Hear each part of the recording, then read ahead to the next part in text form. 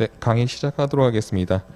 오늘부터 이제 GS 3기인데 뭐 2기랑 3기랑 갭이 그렇게 차이가 안 나가지고 여러분들 뭐 공부하시기에는 좀 빠듯하실 겁니다.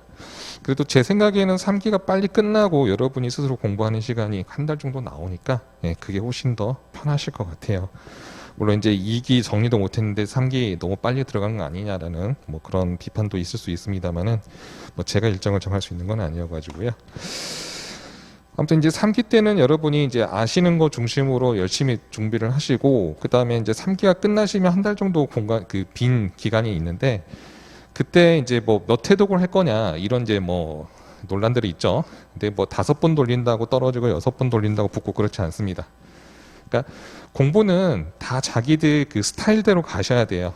무리하게 내 그 어떤 페이스 무너질 정도로 할 수 있는 건 좀 아닌 것 같고, 마지막에 정말 사력을 다해서 이제 해야겠다 하는 건 한 2주 정도, 그 정도까지 시간을 잡으시고, 그 전에는 그래도 체력이라든지 뭐 휴식이라든지 그래도 어느 정도 취해 가시면서 하셔야 됩니다.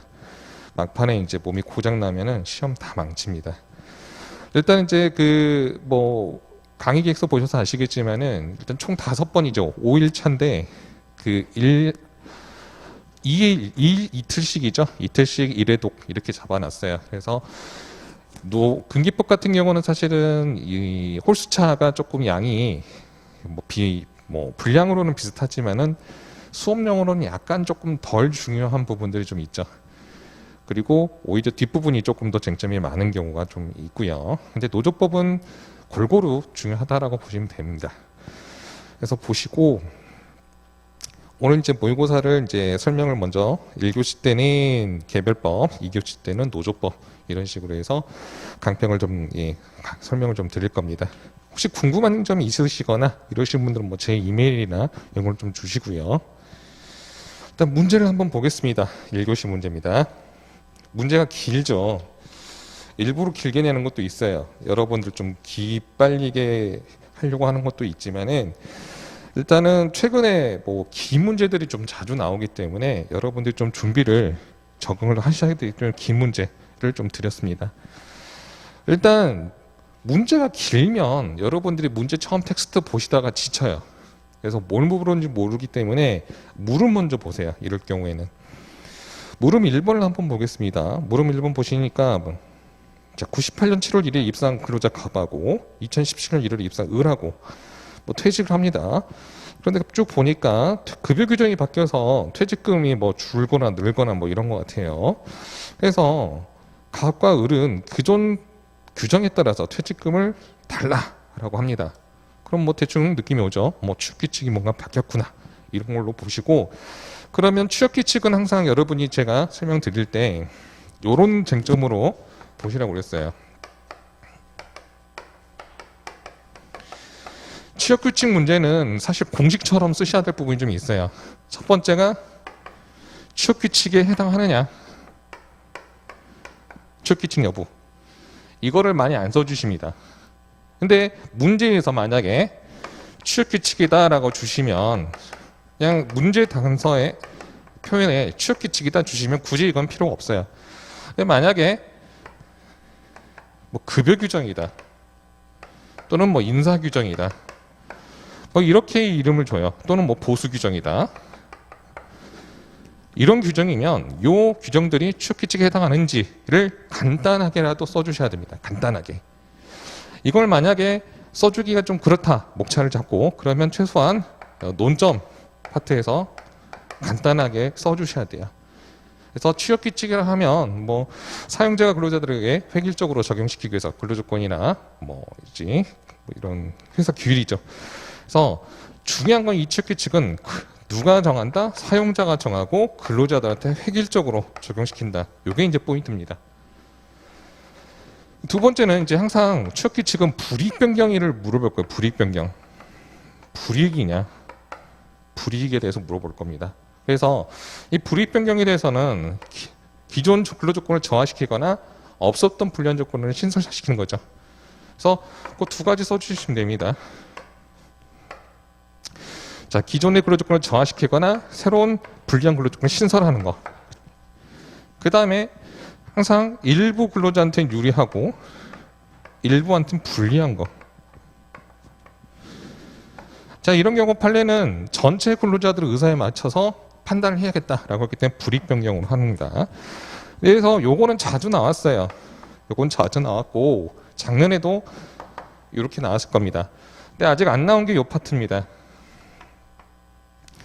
하나의 어떤 근로 조건이 있어요. 그리고 이 근로 조건을 결정짓는 요소가 있습니다. 뭐 1번 요소, 2번 요소가 있는데 어떤 거는 유리하게 바뀌고 어떤 건 불리하게 바뀌었어요. 그럼 이거 어떻게 처리할 거냐? 이게 문제인데 대표적인 예가 퇴직금 관련입니다. 이 퇴직금 관련인데 원칙적으로 우리가 퇴직금은 계속 근로 연수 1년 이상이면 평균 임금 30일분의 퇴직금을 지급하게 돼 있죠. 그런데 이걸 이제 우리가 일반적인 퇴직금 단수제라고 해요. 근데 퇴직금에 대해서 누진제를 하는 경우가 있습니다. 누진제. 이거는 이제 법상 퇴직금은 아니에요. 법보다 더 주는 겁니다. 이 누진제는 뭐냐면 근속이 더 늘어나면 여기에 가산을 해줍니다. 예를 들어서 10년 일한 사람의 퇴직금률하고 뭐 15년 일한 사람 그 퇴직금률하고 달라요. 근속이 길수록 가산을 더 해주는 걸 퇴직금 누진제라고 하는데 예전에 이제 공공기관이나 이런 데에서는 근속을 장려하기 위해서 이렇게 많이 했었어요. 그래서 대표적인 판례 사례가 이 퇴직금은 평균임금 기준이잖아요. 이 평균임금에 산입되는 임금을 신설을 해줍니다. 그럼 평균임금이 더 높아지겠죠. 근데 기존의 가산율, 이 가산율을 뭐 다운시키는 사례. 그랬을 게 과연 이게 불리하게 변경된 거냐, 유리하게 변경된 거냐, 아니면 그 집이 그 집이냐. 이게 이제 문제가 될 수 있어요. 그럼 이런 경우는 어떻게 처리하느냐? 항상 결과를 봐야 됩니다. 기존의 퇴직금액하고 변경된 퇴직금하고 비교를 해봐요. 액수를 비교합니다. 액수를. 비교해서 기존이 더 유리하더라. 그러니까 일부는 어떤 사람은 기존이 더 유리하고 어떤 사람은 변경된 게 유리하더라. 이렇게 나올 수도 있겠죠. 그 결과에 따라 판단하는데 만약에 어떤 사람은 기존이 더 유리하더라. 그리고 어떤 사람은 변경된 게 유리하더라. 그러면 어디로 간다? 일부한테는 유리하고 일부한테는 불리한 걸로 취급을 하면 돼요. 결론적으로. 그래서 이렇게 판단이 되는 거고. 그래서 이게 이제 불이익 변경이냐, 불이익 여부에 대해서 판단하는 건데 아직 요 세 번째 거는 안 나왔어요. 그래서 이번에 세 번째 거를 한번 냈던 거고요. 취업규칙이 불이익하게 변경됐으면 항상 쟁점은 우리 94조 근기법 94조를 준수했느냐,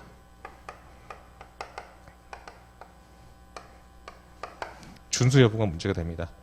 그래서 불리한 병일 때는 근로자 집단의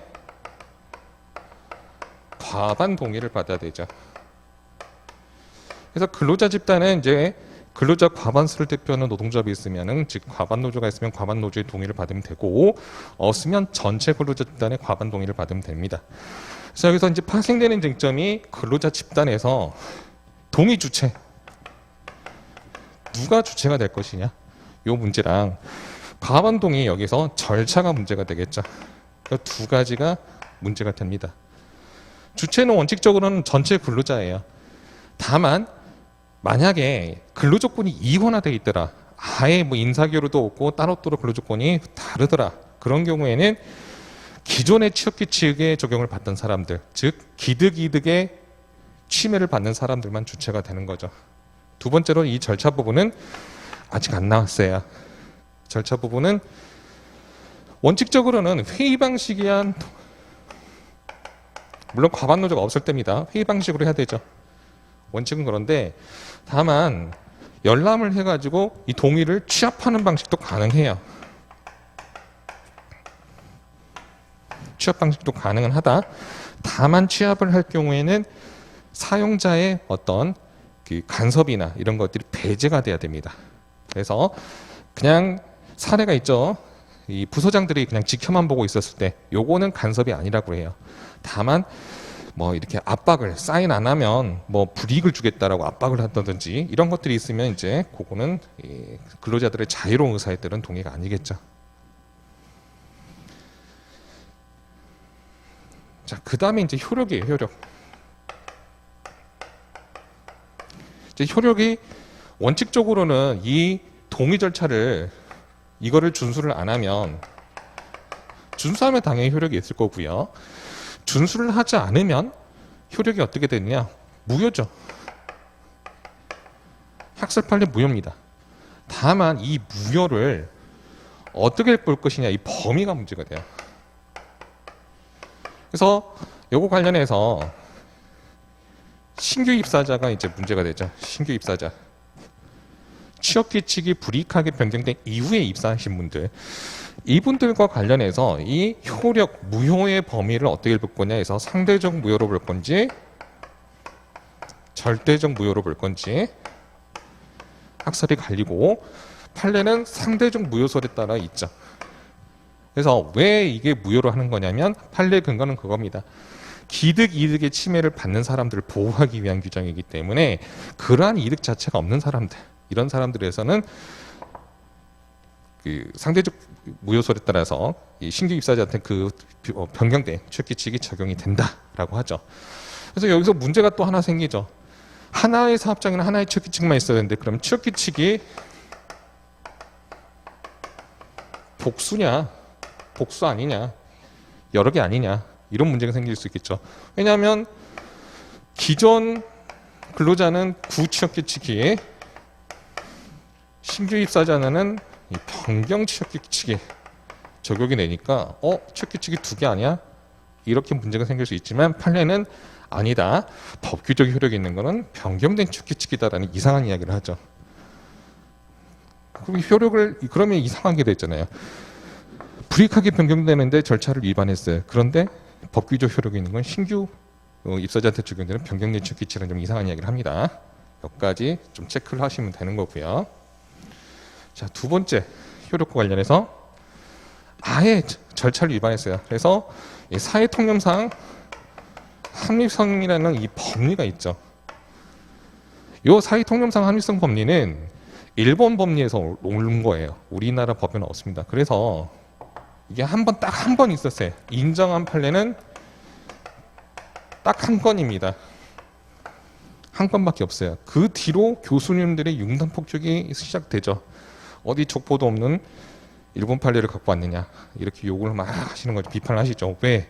분명히 근로기준 94조 1항에서는 취업규칙 불이익 변경하면 근로자 집단의 과반 동의를 받아라 라고 했는데 안 받아도 된다 라고 했기 때문에 이러한 경우 법원이 이거 법 창조 기능을 하는 거 아니냐, 문제 있다라는 비판이 있고, 이 비판에 따라서 그 이유는 이후에 인정권이 없어요. 인정을 한 번도 안 했습니다. 물론 이제 사용자 측에서는 안 받은 것 관련해서 다 주장합니다. 사회통념상 합리성 있는 거 아니냐라고 주장을 하지만 판례는 번번이 그거를 다 부정을 하죠. 그리고 판례가 그러죠. 이 사회통념상 합리성의 법리는 엄격하게 제한적으로 해석을 해야 된다라고 하고 있죠.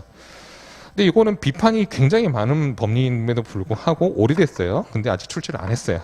그만큼 값어치가 없지 않나 싶어요. 소문용으로는. 근데 모르는 거니까 이 정도는 여러분이 이제 어느 정도 정리를 좀 하실 수 있어야 됩니다.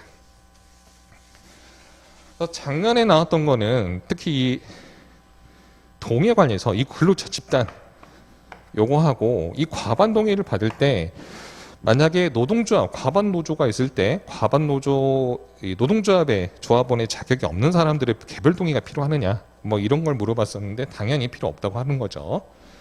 그래서 취업규칙 쟁점은 이렇게 정리를 한번 쭉 하시면 됩니다. 그래서 항상 보통 나오는 거는 취업규칙 불이익 변경까지는 공식처럼 쓰신 다음에 그 다음에 세부 쟁점이 이쪽에 있느냐, 이 효력이 있느냐에 따라서 분량 조절을 하시면 됩니다. 만약에 이제 신규 입사자 쟁점이 아닌데 그 효력과 관련해서 뭐 절대적 무효설, 상대적 무효설 열심히 써봤자 사례 문제이기 때문에 배점이 없어요. 안 쓰시는 게 낫습니다. 나는 여러분들이 사례 문제 좀 조심하실 거는 나는 많이 알고 있어요를 보여주고 싶어서 많이 쓰는 경우가 있습니다만은 물어보지 않는 거에 대한 거를 열심히 써봤자 예, 동정 점수는 조금 나올 수 있겠지만은 배점은 사실 없는 겁니다. 그만큼 다른 시간에 그 써야 될 거 시간을 다 소진한다라고 생각하시면 되시고요. 자, 문제로 이제 돌아오시면은 A사는 이제 상식으로 3,000명을 이용해서 3,000명을 이용해서 뭐 이제 지적 조사 같은 거 합니다. 공공기관이고요. 근데 급여 규정을 바뀌어 A사가 급여 규정을 변경합니다. 그래서 언제부터 적용하냐면 2015년 1월 1일부터 적용을 합니다. 한편 아까 우리 문제 물음 1에서 근로자 갑이 있고 근로자 을이 있죠. 갑 같은 경우는 입사가 좀 빠릅니다. 98년 7월 1일에 입사를 했었고요. 그다음에 을 같은 경우는 17년 1월 1일에 입사를 했습니다. 이걸 왜 이렇게 구분해서 줬냐면 변경은 2015년 1월 1일이죠. 그러면 갑 같은 경우는 변경 전 입사자고요. 을 같은 경우는 변경 후 입사자입니다. 요거 구분해서 축기직 불이익 변경 동의를 받지 못했을 때 효력을 좀 구분할 수 있느냐를 이제 여러분께 물어보기 위해서 이렇게 구분을 했던 겁니다. 그리고 개정을 할 때 동의는 안 받았어요. 동의는 안 받고 근속이 15년 이상 되는 사람들한테 의견만 들었습니다.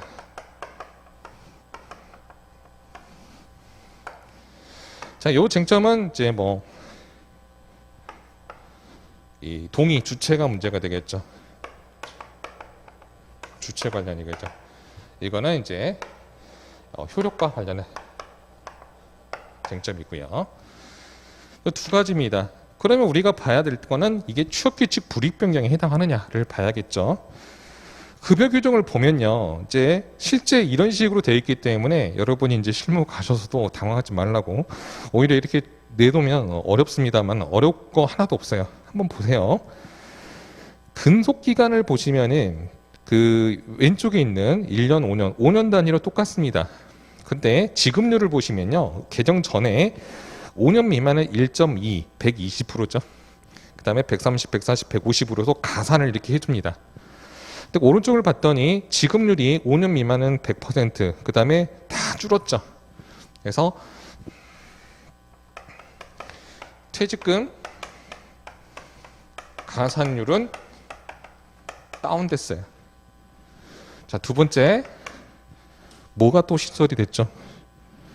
사망 보시면요, 기존에는 평균 임금에 본봉, 직책수당, 근속수당만 있는데 변경 후를 보면 본봉, 직책수당, 근속수당, 직무수당이 있죠. 그래서 직무수당이 신설됐습니다.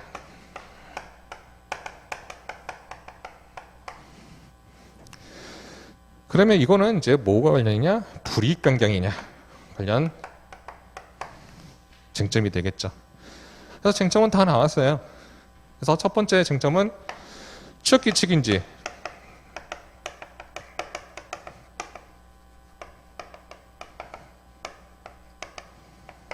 뭐가 이 급여 규정이죠. 보수 규정인가요? 급여 규정이죠. 제가 이거 급여 규정을 이런 규정을 항상 취업규칙인지 여부를 논의를 꼭 해줘라고 하는 이유는 배점이 1, 2점은 있어요. 최소한.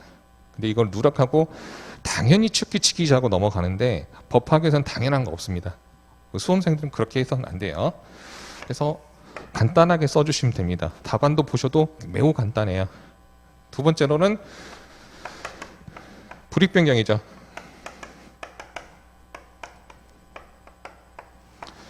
불이익 변경에 대해서 의의를 써주시면 되는데 불이익 변경이 뭔지에 대해서 중요한 거, 왜 이게 문제가 되냐면 우리 금기법 94조에 뭐가 불이익 변경인지 안 나와 있어요. 안 나왔기 때문에 우리는 결국은 판례 법리에 따라서 판단할 수밖에 없는 거죠. 그래서 이런 내용 간단하게 써주시고, 불이익 변경은 기존의 근로조건을 저하시키거나 불리한 조건을 신설시키는 경우, 아까 말씀드렸던 일부 근로자한테는 유리하고 일부 근로자한테는 불리한 경우, 세 번째는 하나의 근로조건을 결정짓는 여러 가지 요소가 변경된 경우, 그래서 일부 요소는 유리하게, 일부 요소는 불리하게. 그러면 이런 경우는 결과값을 보자. 쉽게 말하면 결과값을 도출해 가지고 어디에 해당하느냐, 여기에 해당할 수도 있고 여기에 해당할 수도 있고, 불이익이 아닐 수도 있어요. 불이익이 아예 아닐 수도 있습니다. 이거는 따져봐야 되는 거예요. 그래서 문제 지문을 보시면요, 이런 내용이 있어요.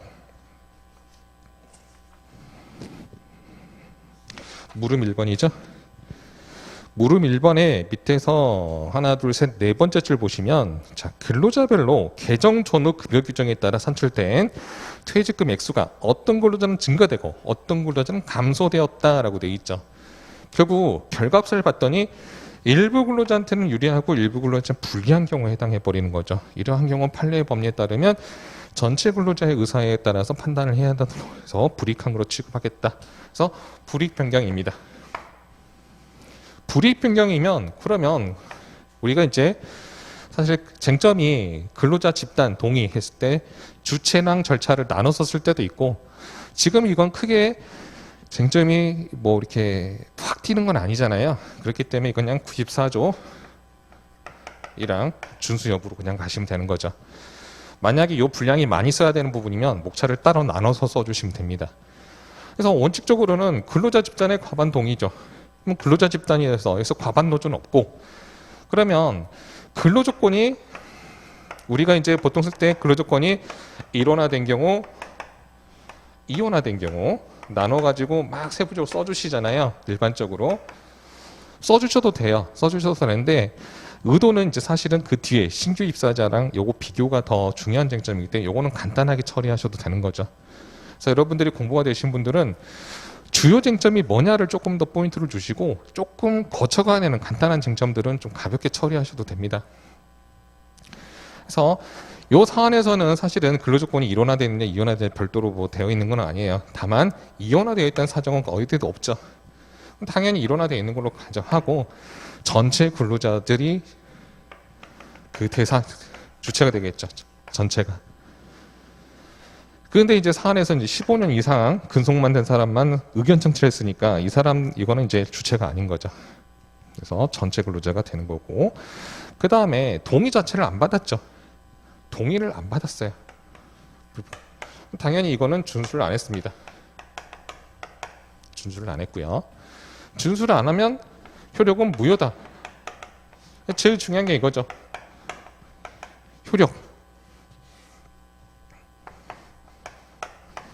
특히 이 효력의 범위가 문제가 되겠죠. 그래서 판례는 신규 입사자 관련 효력에 대해서 이제 이건 학설 써주시는 게 좋습니다. 웬만하면은 제가 아마 간단하게 처리를 했을 수도 있어요. 절대적 무효설, 상대적 무효설.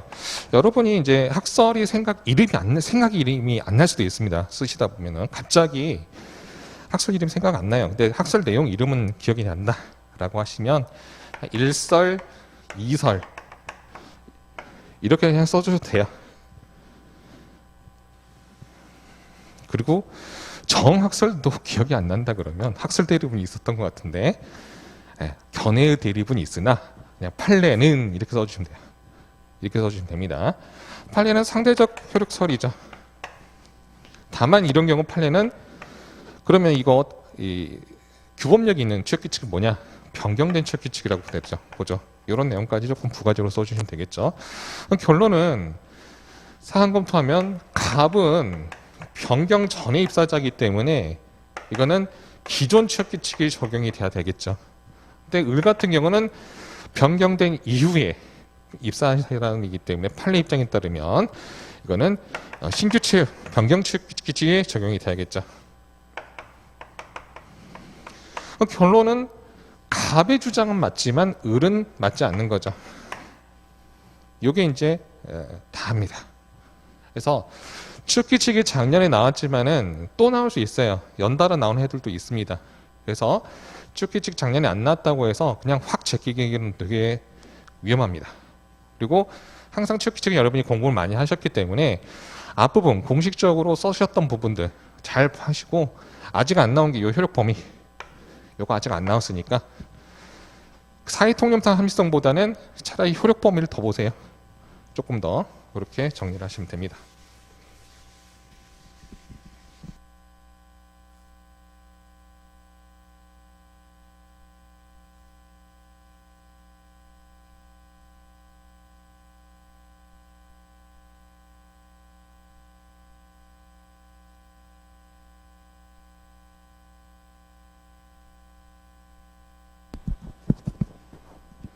답안지는 많이 쓴다고 점수가 나오지 않아요.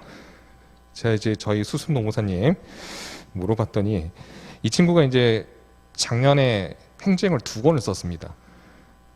예, 그냥 더 이상은 안 보겠다 그러고 미친 듯 썼는데, 12페이지 쓸 때랑 2권 쓸 때랑 점수가 같대요. 그만큼 쓸데없는 거 열심히 쓸 필요 없습니다. 예전에 우리가 단문으로 문제들이 나올 때는 다 써야 돼요. 관련 쟁점을 다 써주시면 좋고, 특히 이제 민소 같은 경우는 단문이 아직 나오죠. 나오기 때문에 단문 관련해서는 이 추가적인 배점, 이것들을 더 득점하려면 관련 문제 잘 써주셔야 되는 거 있을 수밖에 없는데, 사례는 그렇지가 않아요. 사례는 나 아는 거 다 씁니다 라고 했을 때, 물론 이제 필속이 빠르시고 이런 분들은 쓸 거 다 들어가 있고 엄한 거 썼다고 감점은 안 주시니까, 그러니까 점수가 나오는 거예요. 근데 이제 손목도 아프고 그렇습니다. 그래서 굳이 그렇게 하실 필요 없고, 오히려 노동법도 쓸만한 것만 쓰시고 좀 보수적으로 쓸만한 거 쓰시고 근거를 잘 써주셔야 돼요. 조문, 의, 취지 써주시고, 그다음에 이 내용은 판례다, 조문이다, 학설이다, 이런 근거들을 잘 써주시는 게 오히려 좋습니다. 보수적으로 쓰시는 게 예쁘게 아름답고, 이제 기본 레시피 충실하리라고 말씀을 예전에도 한번 드렸습니다. 화려하고 막 그 멋있는 답안 이제 전문가들이 보시면은 별로 안 좋습니다. 여러분이 나중에 쓰시고 여러분이 쓴 걸 보시면 비문이 되게 많아요. 그래서 문장도 너무 길게 쓰지 마세요. 그럼 나도 모르게 비문이 됩니다. 그래서 한 2-3줄 안에는 그냥 끝낸다. 우리가 답안지 그렇게 쓰시고, 글씨는 잘 쓰면 좋겠지만 그게 마음대로 안 되니까 크게 쓰세요. 크게. 양치우기 좋습니다. 근데 이제 그것도 갑자기 늘리기는 원래 작았던 분이 크게는 잘 안 되니까 최대한 노력을 좀 하시는 게 좋습니다. 교수님들이 노안이 많아요. 그래서 큰 글씨가 더 잘 보입니다. 자, 2번째 문제 한번 볼게요. 물음 2번 보시면은, 자, A사에 이제 2020년 1월 1일에 근로자 병이 입사를 합니다.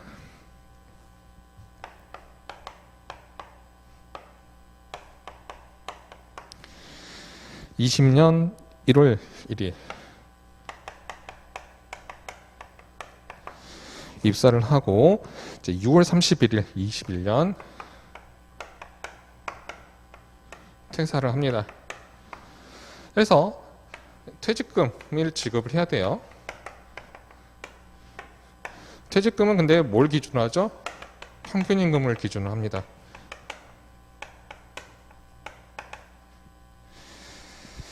근데 이제 복지 포인트가 있나 봐요. 근데 그래서 평균임금에 복지 포인트를 넣어달라라고 합니다. 이 말은 복지 포인트를 평균임금에 안 넣고 있다는 이야기겠죠. 다시 물음 이제 문제 텍스트로 가시면, 여러분 이제 우리가 아시겠지만 50점 문제는 전혀 생뚱맞은 사실관계 2개를 그냥 붙여놓는 겁니다. 그래서 한편 이렇게 있죠. 보통 한편 이런 표현으로 해서 완전 다른 사실관계가 들어오는 경우가 많아요. 자, 19년 1월 1일에 복지제도 일환으로 복지 포인트를 도입을 했습니다. 자, 그래서 보시면은 이제 전 근로자에게 일률제로 부여하는 공동 포인트, 그다음에 근속 연수에 따라 차등 부여되는 근속 포인트 2가지죠. 그래서 복지 포인트가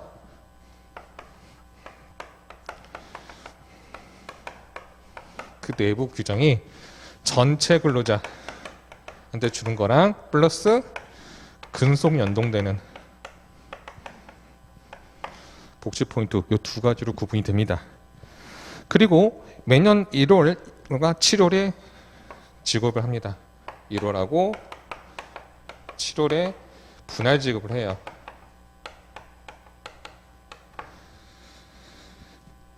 그래서 용도를 보면은 온라인 쇼핑 사이트 있죠. 나라든지 복지 가맹업체 여기서 물품 구매라든지 어떤 요금 결제하는 방법으로 복지 포인트를 사용할 수 있고요.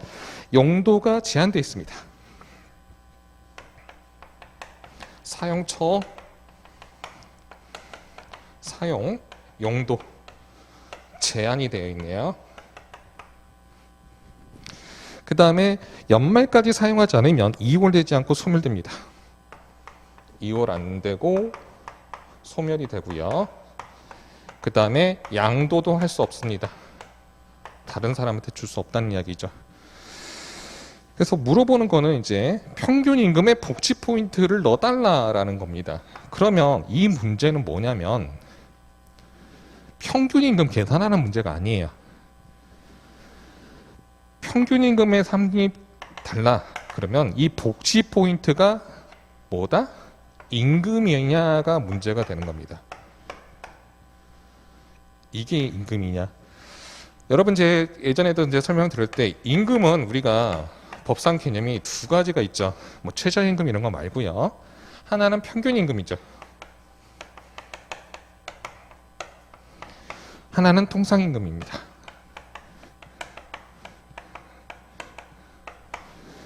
자, 중요한 겁니다. 임금이면 평균 임금입니다. 임금이면 통상임금인지 몰라요. 그래서 여러분 교재를 많이 보시면은 평균 임금 개념 설명하시면서 뭐 강사님이나 교수님들이 임금에 대해서 이야기를 합니다. 그 이야기는 뭐냐면 임금이면 평균 임금에 들어가요. 다 들어간다고 보시면 돼요. 예외 있죠, 예외. 판례에 따른 예입니다. 택시기사님 산학금 초과금 이게 옛날 판례여서 그래요. 왜냐하면 예전에 우리가 택시 타면 현금으로 많이 탔어요. 예전에 뭐 카드 생각도 못했고 근데 요즘 다 카드로 하죠. 근데 이 산학금이란 거는 택시를 운행하면 회사 택시를 운행하면 하루에 내야 될 기본 금액입니다. 그래서 다만 그 금액을 다 채우고 남은 수익은 운행 수입은 임금이에요. 이걸 판례가 임금이라고 봅니다. 근데 판례는 이거는 평균 임금에 안 넣어요. 산입을 안 합니다. 그 이유는 얼마를 더 벌었는지 사용자가 알 수가 없어요. 사용자가 알 수가 없기 때문에 넣을 수가 없는 거죠. 지금 만약 판례가 나온다고 하면 바뀔 수는 있어요. 대부분 뭐 카드나 이런 걸로 해서 매출액이 다 잡히잖아요. 그렇기 때문에 다 이게 될 수 있지만 예전 판례요. 판례 번호 보시면 굉장히 오래됐습니다. 그래서 평균 임금의 산입 유일하게 안 되는 게 산학금 초과금입니다. 근데 이거는 굉장히 예외적인 거고 여러분이 임금이면 평균 임금에 들어간다 무조건 이렇게 이해를 하셔야 돼요. 그래서 임금에 대해서 이제 우리가 뭐 제 교재는 따로 임금을 잘 잡아놨지만은 평균 임금 설명할 때 그 임금성에 대해서 똑같습니다. 다 들어가 있어요. 그 이유가 임금이면 평균 임금이기 때문에. 다만 임금이라고 해서 통상 임금인지는 따져봐야 된다는 거죠. 이거를 여러분이 이해를 하셔야 돼요. 그래서 껍데기는 평균 임금을 물어보고 있지만 진짜 물어보는 거는 이 복지 포인트가 임금에 해당하느냐를 물어보는 겁니다. 아시겠죠? 그럼 우리가 임금 문제 나오면 숨이 막히고 막 가슴이 덜덜덜 합니다. 사실은 많이 공부를 했지만 이거 어떻게 써야 될지 되게 당황스러워요. 그래서 임금성 자체를 물어보는 문제다라고 하면 이거는 그냥 조문 순서대로 써주시면 돼요. 조문 순서. 우리 조문 쓰시면 되잖아요. 분설 개념 있잖아요. 자, 사용자가 근로자에게 지급하는 금원이어야 되죠. 그 다음에 뭐에 대한 근로제공의 대가로서. 그 다음에 지급 근거가 있어야겠죠. 이런 내용들을 분석해서 써주시면 됩니다. 그래서 임금이다 아니다 결론을 내주시면 되는 건데, 요거는 이제 최신 판례이기도 해요. 그리고 기존에 이 복지 포인트에 대해서 임금성을 인정했던 판례도 있었고 부정했던 판례도 있었는데 대부분에서 교통정리를 했죠. 이거 임금 아니다라고 했습니다. 결론은 간단해요. 근데 결론은 간단하지만 여러분이 이 써줄 때는 임금에 대한 분설 개념 써주시고 정리를 해주신 다음에 판례를 간단하게 써주시면 돼요. 특히 조금 더 판례를 자세히 써주고 싶다고 하면 판례가 왜 임금이 아니라고 보는지 이 부정 근거를 조금 더 정리를 해주시면 됩니다. 그래서 요거는 해설지를 보고 설명을 좀 드릴게요.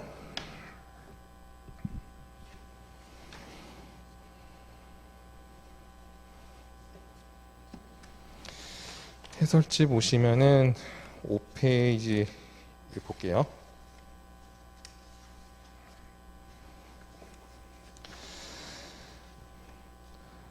그리고 평균임금을 물어봤기 때문에 평균임금의 의 정도는 좀 써주셔야 됩니다. 뭐 산정 방법까지 써놨는데 산정 방법까지 사실은 필요는 없을 수도 있어요. 간단하게나마 평균임금 뭔지에 대해서 써주셔야겠죠. 그래서 일단 평균임금은 어떻게 산정할 것이냐, 두 번째 복지 포인트가 평균임금의 산입 범위에 포함되는 임금에 해당할 것이냐, 이게 쟁점이고, 첫 번째 평균임금은 그냥 조문법으로 쓰시면 되겠죠. 산정 사유가 발생한 날로부터 3개월 내에 지급한 임금 총액을 그 일수로 나누면 됩니다. 그래서 그 일수는 여러분 다 아시겠지만 이제 가끔 이제 모의고사에 작년에도 저희가 한번 넣어본 적이 있는데 평균임금 얼마를 물어보는 문제는 안 나올 거예요. 우리가 뭐 노경도 아니고 그렇죠? 법리를 물어보는 거죠. 이 평균임금은 산정 사유가 발생한 날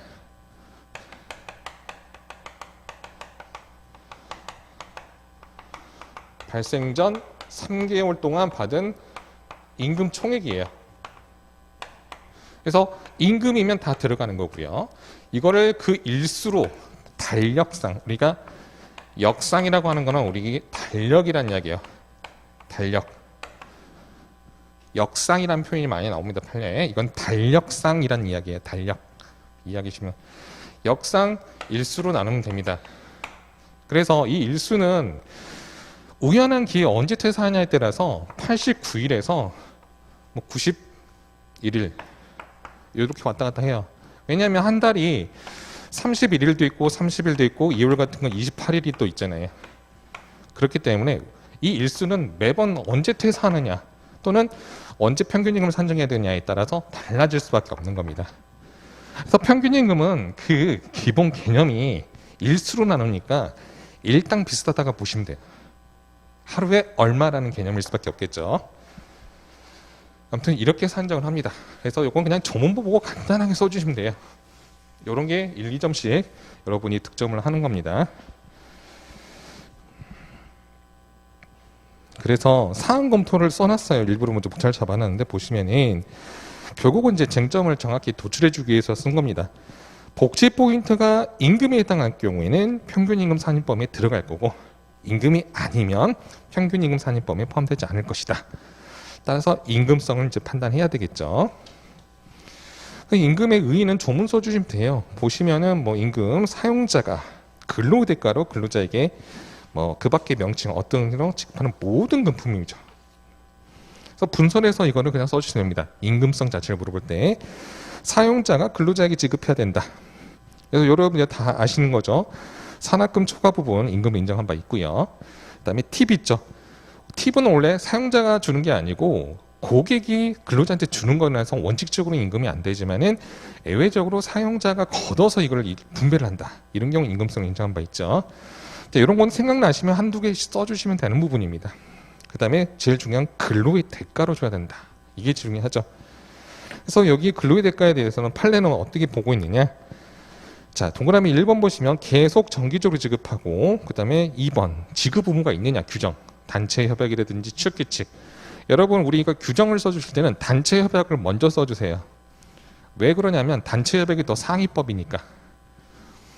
우리 이제 기계적으로 쓰다 보면 습관이 취업규칙이 먼저 나옵니다.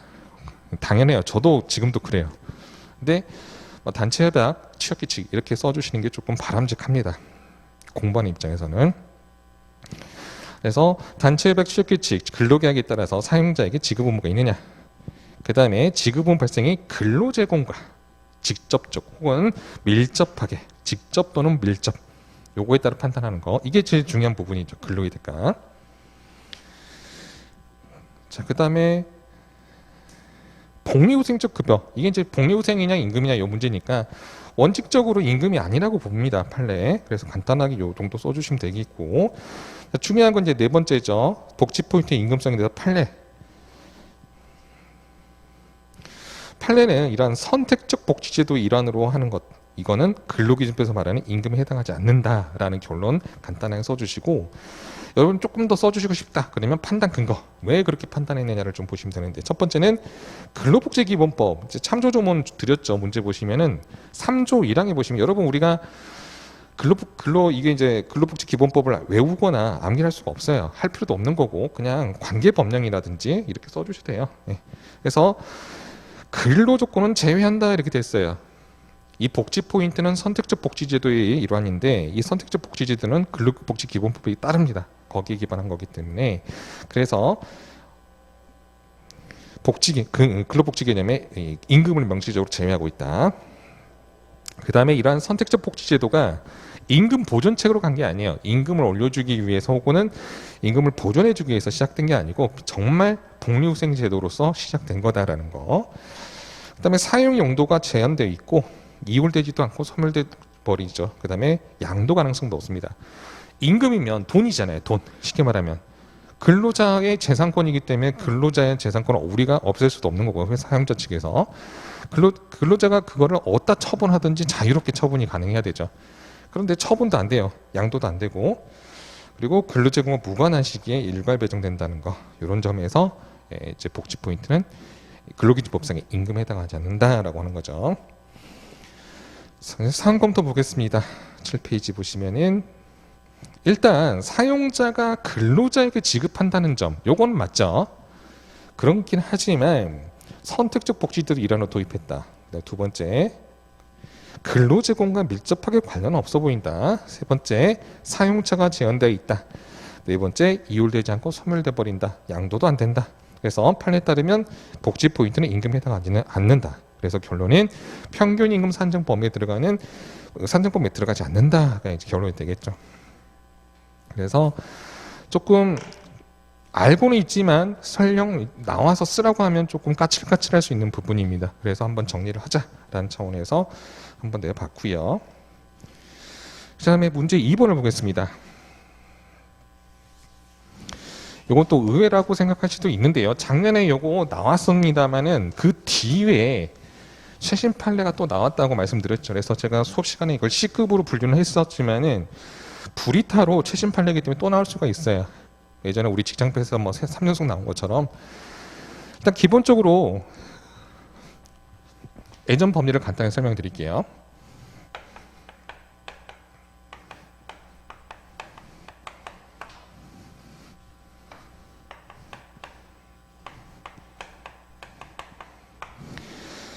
자, 기존 판례는 이제 임금 피크제죠. 임금 피크제가 들어오면서 새로 들어오면서 취업규칙 불이익 변경에 해당하는 사례가 생겼죠. 그래서 불이익 변경이 됩니다. 근로조건이 불이익 변경이 됐고, 근데 여러분이 이제 불이익 변경 됐으니까 여기 있는 근로조건하고 여기 있는 근로조건하고 충돌이 나니까 바로 유례 원칙을 이야기해요. 근데 그 전에 중요한 걸 여러분이 항상 빼먹어요.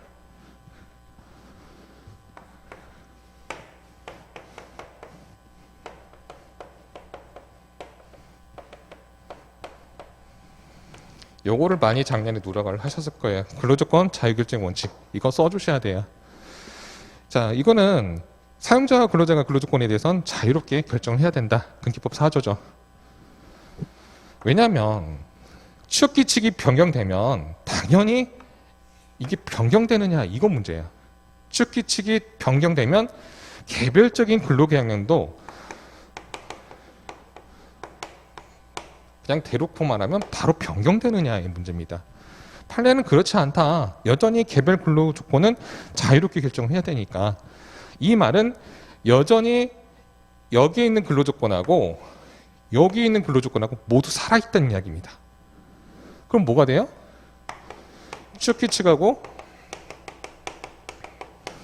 근로계약하고 내용하고 근로조건이 완전히 다르죠. 충돌합니다. 경합해요. 경합하면 원칙적으로는 상위법 원칙이죠.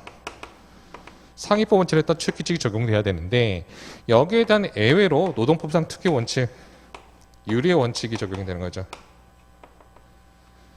따라서 유리한 하위의 법원이 적용이 되는 거죠. 따라서 여전히 근로계약상 조건이 적용이 되는 거죠. 이거를 여러분 이해를 먼저 하시고요. 자, 여기가 이제 작년 기출이에요. 여기까지가 작년 기출인데 이렇게 되다 보니까 법리상은 타당해요. 타당한데 그러면 사용자가 어떤 사업장의 필요에 의해서 근로자 집단의 과반 동의라는 적법한 절차를 거쳐서 취업규칙을 불이익하게 변경을 했어요. 그럼에도 불구하고 개별 근로자한테 그걸 적용을 못한다 라는 문제 생기겠죠. 취업규칙 취업규칙 불이익 변경을 했어요. 그것도 적법하게. 자, 그런데 막상 개별 근로자한테 적용을 못해요. 그러면 취업규칙 불이익 변경 하나만 하잖아요. 이런 문제가 생겨서 여기에 대해서 교수님들이 타당한 법리긴 한데 이 취업규칙 불이익 변경 관련해서 그러면 이거 하나만 그러면 근로조건을 다운시킬 수 없다는 이야기밖에 안 되지 않느냐라는 의문점이 생겼습니다. 그럼 취업규칙 불이익 변경 뭐하러 하느냐. 그래서 여기에 대해서 최신 판례가 또 나오죠. 바로 자, 이런 법리는 뭐에 대해서만 적용시키겠다?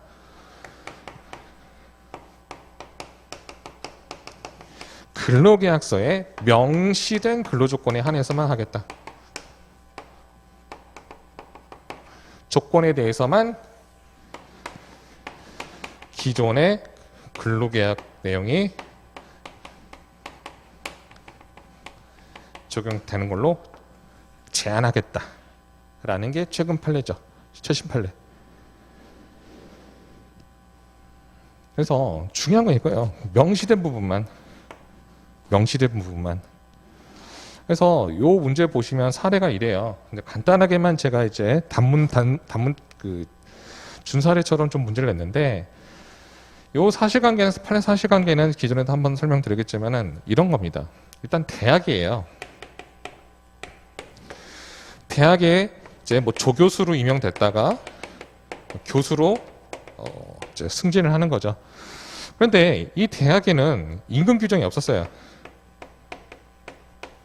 규정이 없고 그냥 호봉제로 운영을 했습니다. 그래서 호봉제로 하다가 갑자기 급여 규정을 신설을 해가지고 연봉제로 바꿔요. 성과연봉제로 바꿉니다. 근데 성과연봉제를 하면 이 근로자분한테 불리한 거예요. 근데 웃긴 거는 얘네들이 사실상 호봉제에서 이걸로 바뀌었으니까 불이익 변경이잖아요. 불이익 변경인데 동의를 안 받았어요. 그래서 매년 이 사람이 소송을 해요. 매년. 호봉제로 했던 거 내놔, 또 내놔, 또 내놔. 번번이 깨지죠. 깨지고 또 깨지니까 도저히 안 되겠다. 그래서 정식적으로 적법하게 불이익 변경을 합니다. 적법하게 불이익 변경을 해요. 불이익 변경 이후에 또 이 사람이 재미 들렸잖아요. 뭐 그럼 뭐해? 난 다시 호봉제 청구할 건데 청구를 했어요.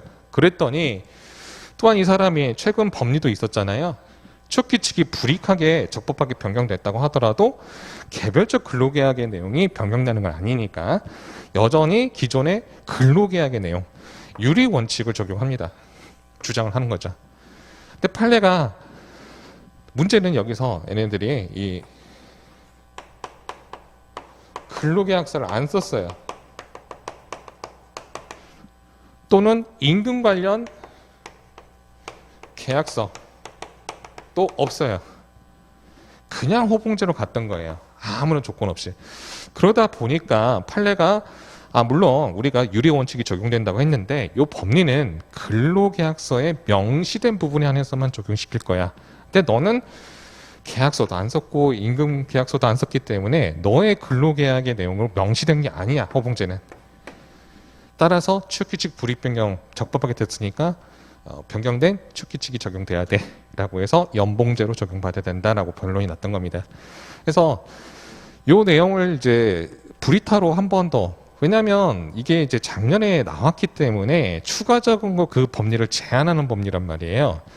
근데 작년에 출제가 돼버렸어요. 됐는데 그래서 이제 제가 C급으로 이야기는 하지만 C급이라고 해서 안 나오는 건 아니에요. 제가 A급이 그렇게 많지 않다 보니까. 따라서 이 부분은 노동법적인 측면에서는 굉장히 중요한 법리입니다. 중요한 법리지만 우리 수험적으로는 조금 텐션이 떨어지는 뿐이에요. 작년에 나왔기 때문에 일부가. 그래서 불이타 용의로 한번 정리를 하자. 이때 아니면 또 언제 써보겠습니까? 그런 측면에서 요 최신 판례 한번 냈던 겁니다.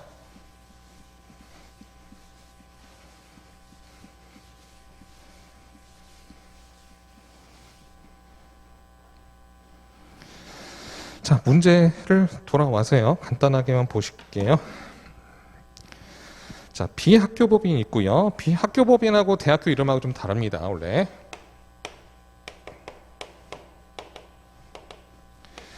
비학교법인은 C대학을 운영합니다.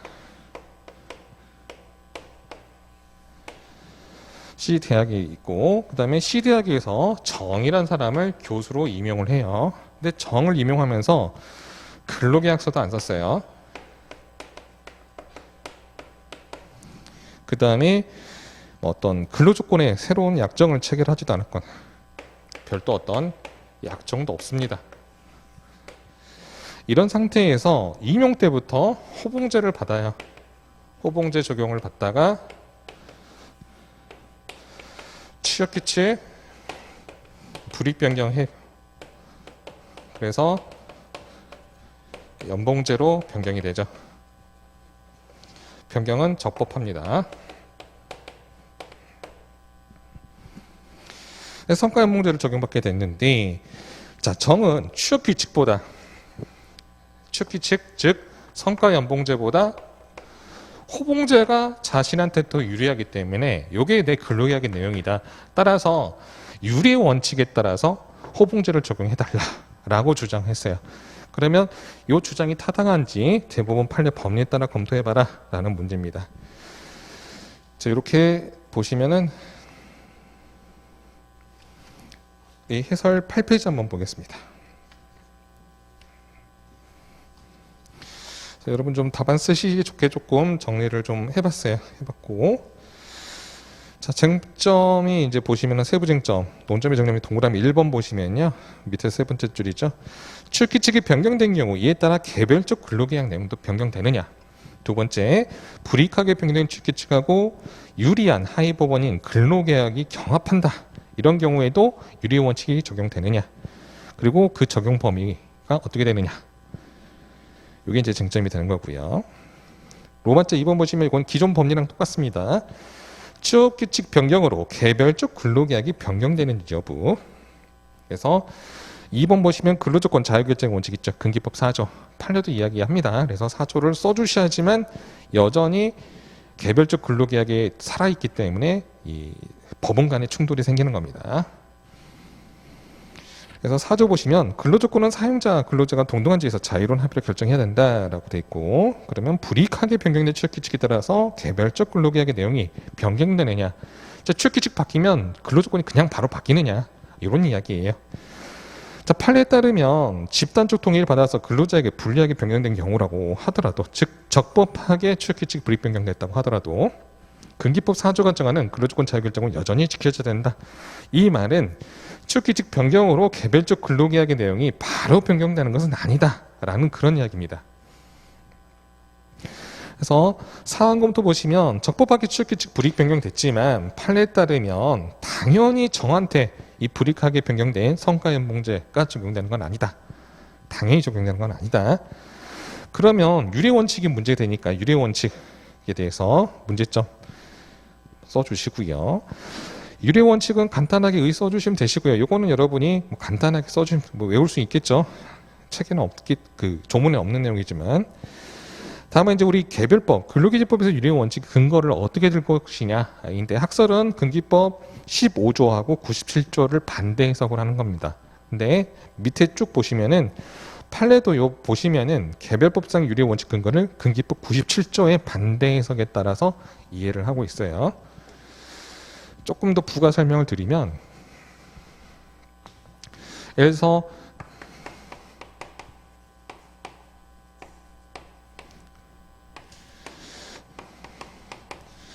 취업규칙의 조건에 미달하는 근로조건은 무효죠. 그 다음에 2번이 이제 보충적 효력이겠죠. 미달되는 경우는 취업규칙에 따른다라는 건데, 여기서 이 미달이라는 표현에 대해서 말 그대로 그 기준에 미치지 못하는 걸 말하는 겁니다. 그래서 이걸 반대 해석을 하면요, 미달하지 않으면, 상회하면 유효하다라는 거잖아요. 미달하면 무효, 발을 바꾸면 같거나 상회하면 유효하다. 즉 취업규칙이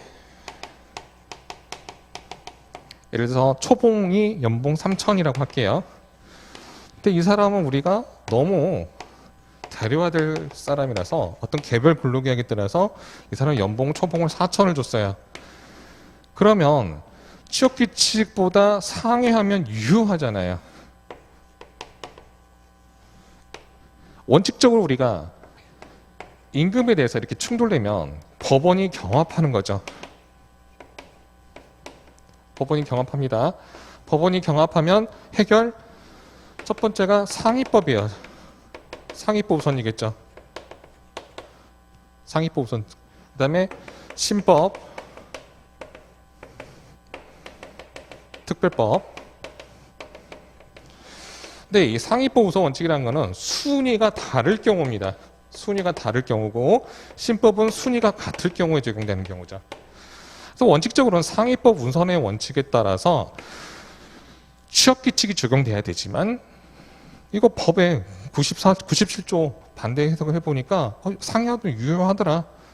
따라서 이거를 우리가 유례 원칙이라고 하죠. 상위의 법원보다 하위의 법원이 근로자한테 유리한 경우 유효하게 하위의 법원을 적용시키겠다. 그래서 이렇게 보면 돼요. 물론 이 쟁점과 관련해서 노조법에서는 조금 다르죠. 노조법 33조 1항에서 단체 협약에 위반하는 근로조건은 무효라고 돼 있죠. 그래서 이 노조법 관련해서는 위반으로 돼 있어요. 조문이. 그러면 요거를 어떻게 해석할 거냐? 요게 이제 쟁점이 나오는 거죠. 이걸 근기법하고 똑같이 미달하는 경우로 볼 거냐? 미달로 볼 거냐? 또는 위반이니까 다른 경우로 볼 거냐에 따라서 유례 원칙이 적용되느냐 안 되느냐 학설로 나는 거죠. 미달하면요 유례 원칙 적용합니다. 똑같이. 근데 다른 경우면 유례 원칙을 부정해요. 이거는 말을 좀 학설을 바꾸면 양면적 효력설이라고 합니다. 쉽게 말하면 이 단체 협약의 기준이 절대적 기준이라는 이야기예요. 그래서 이 양면이란 건 뭐냐면 우리가 어떤 근로 조건에 있어서 최고 조건이 있고 최저 기준이 있어요. 근데 양면적 효력이란 거는 이 단체 협약상의 근로 조건이 최고의 조건이자 최저의 조건으로 적용한다는 거죠. 즉 다르면 그냥 위반인 거예요. 왜 이렇게 조금 이렇게 그래서 요 효력은 특히 단체 협약 관련해서는 이 위반의 거를 조금 다르게 봐야 되느냐라는 근거로서 단체 협약은 사용자와 노동조합이 단체 교섭을 통해서 결정이 되죠. 그런데 그렇게 쎄빠지게 해가지고 단체 교섭에서 단체 협약을 만들어 놨더니 비노조원한테 그냥 퍼져요. 예를 들어서 노조원들은 단체 협약의 초봉이 3천인데 비노조는 그냥 초봉 4천을 줘요. 그러면 누가 굳이 노조 활동 열심히 하겠어요? 노조 안 하면 4천 주는데. 그렇죠?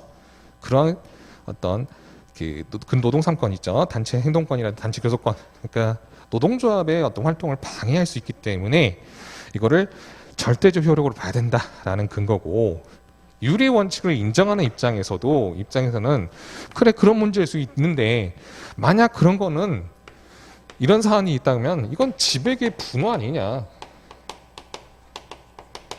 분호로 규율하면 될 걸 뭘 그렇게 복잡하게 가느냐라고 이제 견해 대립이 있는 거고요. 판례는 명확하지가 않아요. 판례는 딱 하나 있죠. 말 나온 김에 설명을 드릴게요. 판례는 노조법에서 이런 사안이 있죠. 판례 사실관계 막 두서없이 왔다 갔다 하더라도 여러분 이제 떠올릴 수 있어야 돼요. 사실관계 보면은 기존에 단체 협약이 있고 취업규칙. 네, 택시회사입니다. 근데 택시회사인데 무단결근이 심해요. 그래서 기존에 단체 협약이든지 취업규칙을 모두 무단결근 7일을 면직 사유로 삼았어요. 징계 면직 사유로 했었어요. 그런데 너무 무단결근이 심하니까 택시가 놀아요. 그래서 경영적으로 되게 안 좋으니까 이거를 단체 협약을 불이익하게 변경되는 거죠. 여기서 쟁점, 단체 협약을 불이익하게 변경할 수 있느냐. 가능하다고 하죠. 노동조합의 본질을 해하지 않는 범위에서는. 불이익 변경을 했어요. 그래서 무단결근 5일로 바꿉니다. 그래서 어떤 사람이, 예를 들어서 갑이란 사람이 무단결근을 5일을 해요. 5일을 했더니 이제 옳다쿠나 해서 회사가 면직을 하죠. 단협이 우선이니까. 그랬더니 이 사람이 뭐라고 해요? 취업규칙은 7일인데 여전히 여긴 7일입니다. 7일이니까 이게 더 유리하잖아 나한테. 그러면 유리 원칙대로 이걸 해줘야지 라고 하는데, 대법원 판례에서는 자, 유리한 이제 유리 조건을, 유리 원칙을 뭐 적용한다, 배제한다라는 것보다는 이렇게 단체 협약을 변경한 거, 이게 그래서 이렇게 해서 단협을 적용시켜 주는 게 당사자 의사에 합치한다. 뭐 이렇게 표현을 하죠. 그래서 교수님별로 이게 평석이 좀 달라요. 노조법에서는 유리 원칙 적용을 배제시켰다 라고 보는 교수님도 있고, 아니다 이건 당사자 의사 합치로 가지 않았느냐 하기 때문에 우리는 그냥 판례 문구만 아시면 된다. 그래서 결국은 이거 정당한 면직이다 라고 봤던 사례입니다. 아무튼 유리 원칙도 이제 뭐 거의 다 한 번씩은 나왔어요. 예전에 노조법에서도 한번 나왔을 겁니다. 그래서 이렇게 보시면 되고요. 아무튼 미달의 근거, 그러니까 미달을 어떻게 해석할 것이냐, 이런 문제고요. 많이 갔죠? 네. 자, 그래서 다시 문제로 돌아오시면은 취업규칙 불이익 변경 적법하겠지만 유리 원칙을 주장합니다. 그래서 9페이지로 다시 해설 돌아오시면 유리 원칙 의, 그다음에 근기법상 우리 유리 원칙의 근거. 그래서 판례도 97조이랑 반대 해석으로 보는 거죠. 그러면 이제 불이익하게 변경된 취업규칙하고 근로계약이 경합한다라고 하면, 판례 보시면 불리한 내용으로 변경된 취업규칙은 집단적 동의를 받았다고 하더라도 그보다 유리한 근로조건을 정한 기존 개별 근로계 내용에 우선한 효력을 가진다고 할 수 없다. 즉 유리 원칙이 적용된다라고 합니다. 일단은. 자, 그런데 넘어오시면 10페이지. 요 법리 적용 범위, 요게 이제 추신 판례에 이제 제안했던 판례죠. 자, 요 법리 적용과 관련해서 이제 4조, 94조, 97조 이런 입법 취지를 고려했을 때 근로자와 사용자가 취업규칙에 정한 기준을 상회하는 근로조건을 개별 근로계약에서 따로 정한 경우에 하나에 적용될 수 있다. 따로 정한 경우. 즉 근로계약서 썼냐 안 썼냐입니다. 말을 바꾸면. 근로계약서에서 명시한 근로조건에 대해서 또는 뭐 임금계약에서라든지 별도로 정했느냐 안 했느냐. 그래서 그것만 그렇게 유례원칙을 적용할 수 있는 것인데 따로 정한 것이 없더라. 당사자 간에. 그럼 따로 정한 바가 없기 때문에 그냥 취업규칙으로 규율돼야 된다라는 겁니다. 이게 판례 입장입니다. 그래서 그 판례 표현 개별 근로계에서 따로 정한 경우에 하나요. 요 말은 말을 바꾸면 근로계약서에서 명시했냐 안 했냐 또는 어떤 근로계약에 관한 임금계약서라든지 근로조건을 명시를 해서 정했느냐 안 했느냐 이렇게 봐야겠죠. 그럼 우리가 구두계약도 계약입니다. 그렇지만 이제 계약서로 쓰는 이유는 근로조건이라든지 이런 것들 명확하게 하기 위해서 하는 겁니다. 아무튼 이 법리는 이 부분에 있어서 조금 제한을 해시켰다. 그래서 이 사례에서는 따로 정한 게 없기 때문에 결국은 변경된 취업규칙에 따라서 성과연봉제가 적용됩니다. 그래서 정의 주장은 타당하지 않다가 결론이 될 거고요. 작년에 나왔고 작년에 시험 보셨던 분들은 하면서도 막상 또 쓰시려고 하면 또 어렵습니다. 뒷부분까지 써야 되니까. 왜냐하면 뒷부분만 달랑 쓸 수는 없어요. 앞에 있는 것들을 다 써주셔야 되는 부분이기 때문에 다시 한번 떠올려라 라는 취지에서 정리를 했던 겁니다. 한 10분 정도 쉬었다가요. 노조법 시작하도록 하겠습니다.